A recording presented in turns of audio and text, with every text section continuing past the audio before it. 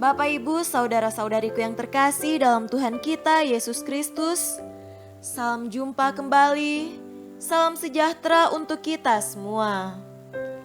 Berkat Allah yang Maha Kuasa senantiasa menyertai kita. Hari Rabu 11 November 2020 adalah peringatan wajib Santo Martinus dari Tours, Uskup. Martinus lahir di Hungaria Barat sekitar tahun 316. Ia berasal dari keluarga Romawi kafir.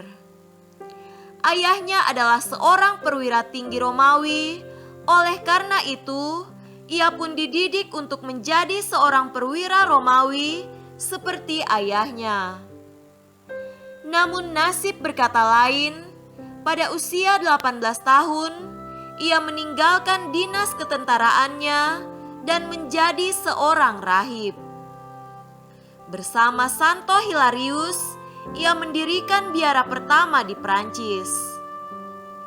Ia membimbing para rahib-rahib muda yang ingin mengikuti jejaknya. Pada usia 55 tahun, ia pun ditahbiskan menjadi seorang uskup. Pada saat itulah, kesederhanaannya makin tampak.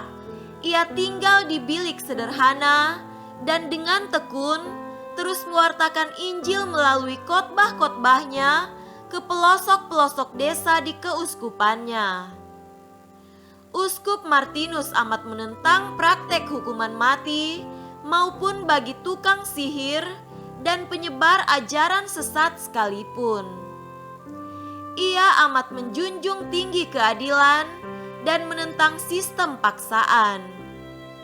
Uskup ini meninggal dunia pada tanggal 8 November tahun 397.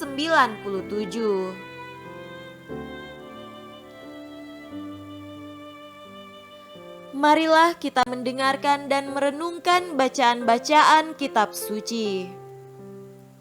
Bacaan pertama dari surat Rasul Paulus kepada Titus, pasal 3 ayat 1 sampai 7. Ingatkanlah mereka supaya mereka tunduk pada pemerintah dan orang-orang yang berkuasa, taat dan siap untuk melakukan setiap pekerjaan yang baik.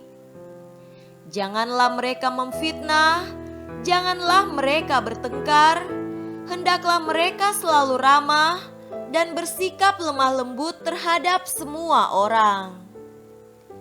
Karena dahulu kita juga hidup dalam kejahilan, tidak taat, sesat, menjadi hamba berbagai-bagai nafsu dan keinginan, hidup dalam kejahatan dan kedengkian, keji, saling membenci.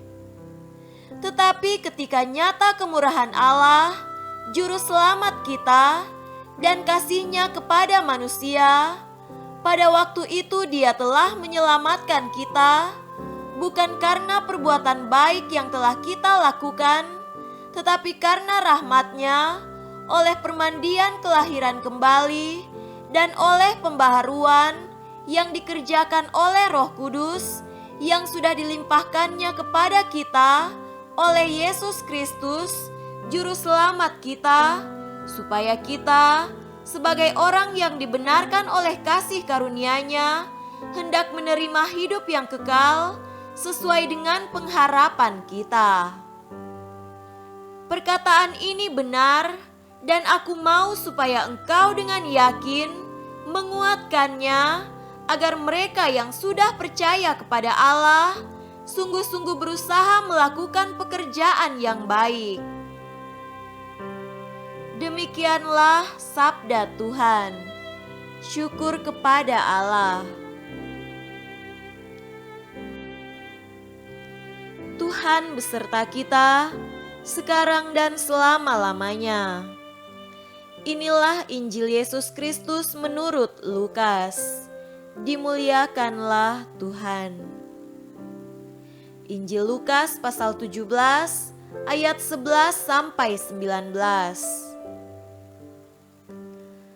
Dalam perjalanannya ke Yerusalem, Yesus menyusur perbatasan Samaria dan Galilea.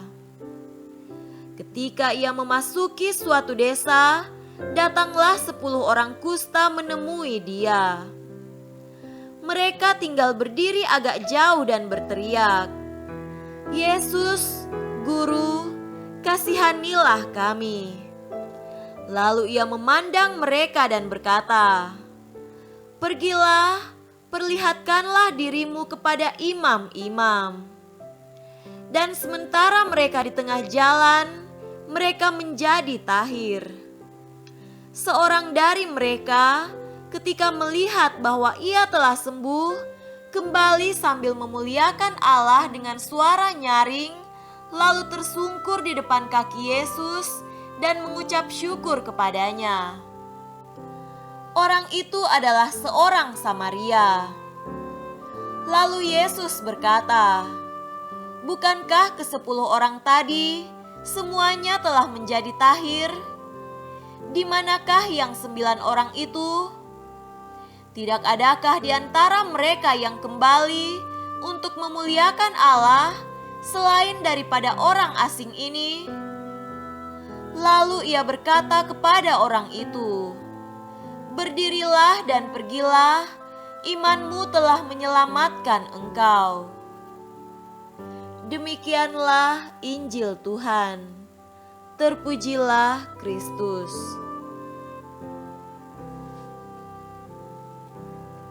Saudara-saudariku yang terkasih dalam Tuhan kita Yesus Kristus, tema renungan kita pada hari ini adalah merangkai perbuatan baik untuk nasib yang lebih baik. Penginjil Lukas berbicara tentang 10 orang kusta yang disembuhkan Yesus. Kisah ini dimulai dengan teriakan pilu para pengidap kusta, "Yesus, Guru, kasihanilah kami." Yang menarik adalah isi permohonan mereka. Mereka bermohon belas kasihan, minta kerahiman, mengharapkan pengampunan. Hal ini sejalan dengan pemahaman bahwa penyakit adalah akibat dari perbuatan mereka sendiri. Mereka sadar mereka sudah menjalani hidup yang tidak sesuai dengan hukum Allah. Karena itulah mereka dikutuk dengan penyakit kusta. Yesus berbelas kasihan kepada mereka dan menyuruh mereka, "Pergilah, perlihatkanlah dirimu kepada imam-imam." Mendengar perintah ini, mereka juga langsung pergi. Kesadaran mereka akan masa lampau dan masa kini mereka dan kerinduan mereka untuk sembuh membuat mereka tampil taat dan percaya dan langsung menyerahkan diri pada penyelenggaraan Sang Guru. Dan ternyata di tengah jalan mereka menjadi sembuh. Para penyandang sakit kusta ini merangkai perbuatan baik untuk mengubah situasi hidup mereka. Dari sakit menjadi sehat. Begitu pentinglah perbuatan baik sehingga Paulus memberi nasihat kepada Titus. Ingatkanlah mereka supaya mereka tunduk kepada pemerintah dan orang-orang yang berkuasa, taat dan siap untuk melakukan setiap pekerjaan yang baik. Saudaraku terkasih, perbuatan baik 9 orang penyandang kusta yang sudah sembuh masih sangat terbatas.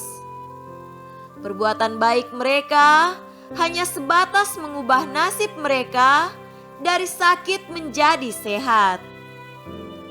Mereka hanya berpuas diri dengan kenyataan sudah sembuh, seakan-akan hanya itulah tujuan akhir mereka. Tetapi syukurlah ada satu orang yang masih punya kemampuan untuk memandang jauh ke depan. Untuk dia, si orang Samaria itu, tujuan perjumpaannya dengan Yesus bukan hanya supaya sembuh. Tujuan yang lebih jauh dan terakhir yang diidam-idamkannya adalah keselamatan. Untuk mendapatkannya, ia harus melangkah lebih jauh. Karena itu, dia datang kembali kepada Yesus untuk bersyukur kepadanya. Yesus sangat berkenan akan perbuatan baik ini. Berkat melimpah diberikan Yesus kepadanya. Berdirilah dan pergilah, imanmu telah menyelamatkan engkau. Saudara-saudariku terkasih, manusia memang boleh berlomba dan bahkan memamerkan perbuatan-perbuatan baik mereka, asal jangan sampai lupa bahwa puncak dari perbuatan baik orang beriman adalah penyerahan diri pada penyelenggaraan ilahi.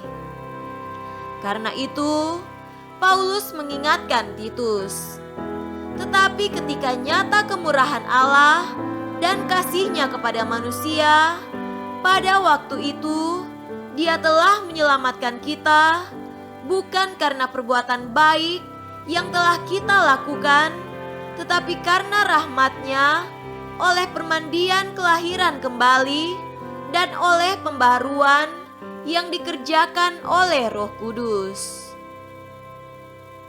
Semoga demikian. Amin.